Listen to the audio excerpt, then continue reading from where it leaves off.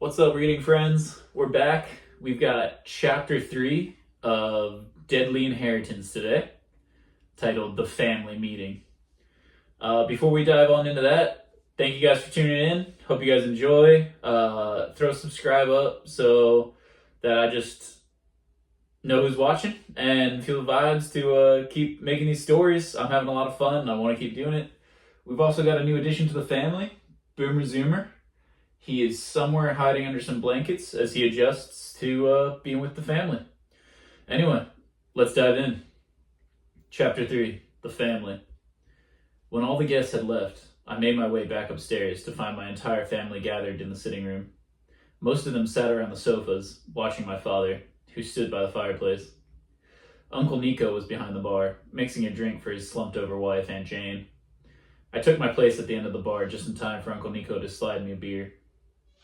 Now that everyone is here, we need to make a plan to reclaim our family fortune, my father said, taking a swig of his drink while staring into the fire. My mother shot a glare before turning her attention back to him. I spoke with Mr. Braxton during the wake. He'll have a report on my desk by noon about the man controlling our inheritance. I'll also schedule meetings with the mayor and chief of police for the afternoon, my father explained. What if everything he said about the games is true? Aunt Clarice trembled, clutching her children's hands. Oh, grow up, Clarice. Dad didn't hire some killer to test us, Aunt Jane slurred. Uncle Nico exchanged a glance with my father and shrugged, as if to say it's easier to just let her be. So, Uncle, until you have answers, we just carry on with our lives, Antonio? Aunt Jane's eldest asked. Yes, we maintain the status quo. The board, our competition, even friends and family, they're all watching to see if we falter. We need to prove that we'll come out of this stronger, my father replied. Well then, I have a party to get to. Good night, family, Antonio said, making his exit. He won't be much of a party promoter without any money, my mother sneered, earning a smirk from my father. I wasn't sure if I should mention our new distant cousin, the secret family history, or Grandpa's final errand for him. Would they even believe me? Scratch that. Would they even listen? My parents were in attack mode. Aunt Jane was drunk, Aunt Clarice was crying, and my cousins were all poised to defend themselves or do whatever they pleased. I decided to keep it to myself, at least until Dad told us how his meetings went. I wonder who would leave next. Lee and James would probably stay to walk Aunt Clarice out. Funny, considering the only thing they had in common was their complete dependency on her.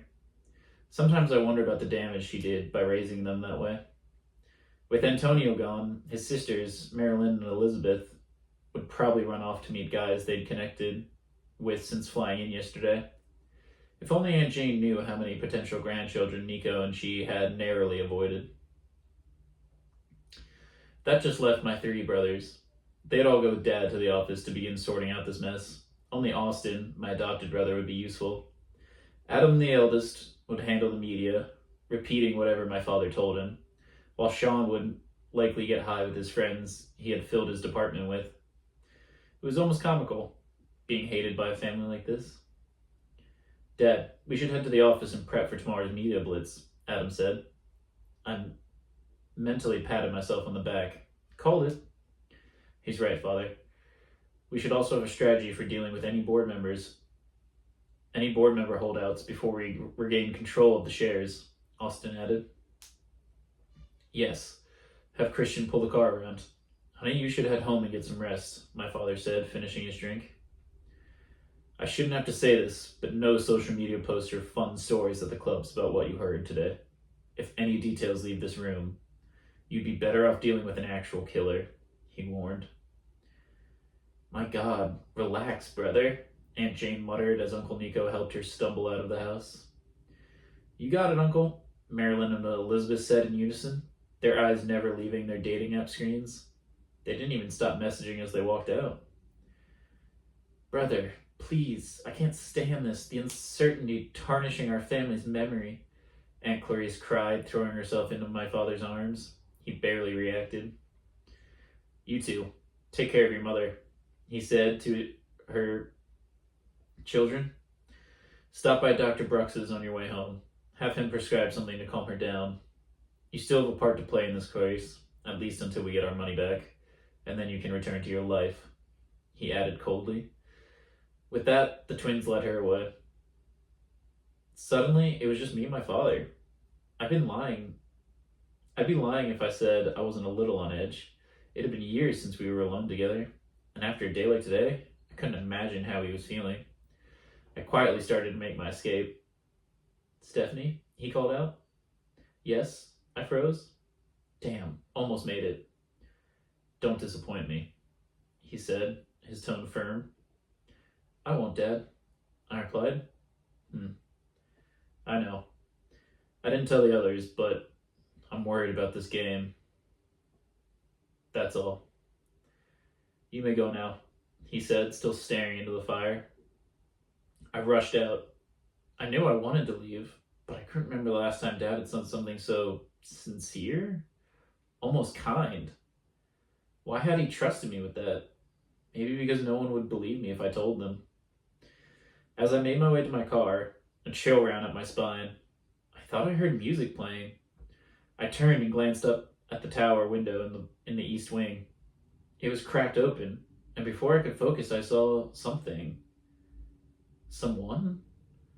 No one was left except the house staff, and they weren't permitted up there. I stood still, wondering. Doing a lot of that today.